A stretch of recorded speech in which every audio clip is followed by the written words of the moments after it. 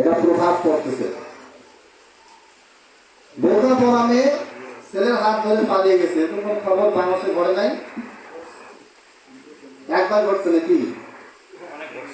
মানে স্বাধীনতার পর থেকে একবার খালি একটা এলাকায় একটা মেয়ে হাত ধরে পালিয়ে গেছে, এরকম নাকি? না, এটা অহরহ ঘটতেছে।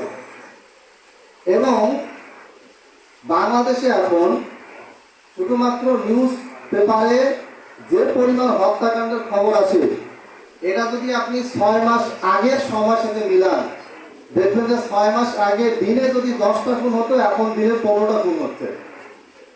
এটার কারণ কি? আজকে আমরা এই কারণগুলি দিকে যাব। তার আগে একটা ছোট্ট প্রশ্ন করি। এর আগে আমরা ওখানে আলোচনা করেছিলাম, সেখানে আমি কি টপিকে আলোচনা করেছিলাম কারো কি মনে আছে? ছিলেন কেউ? যারা ছিলেন তাদের কারো মনে আছে? মনে নাই?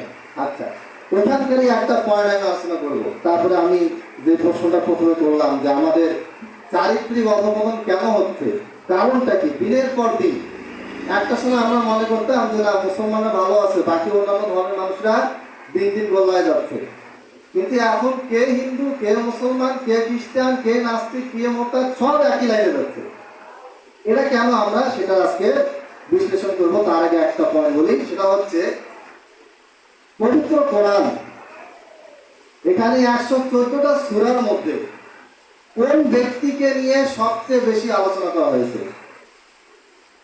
প্রায় 8%, মানে 100টা আয়াত যদি থাকে, 8টা আয়াতই একজন ব্যক্তিকে নিয়ে আলোচনা করা হয়েছে। সেই ব্যক্তিটাকে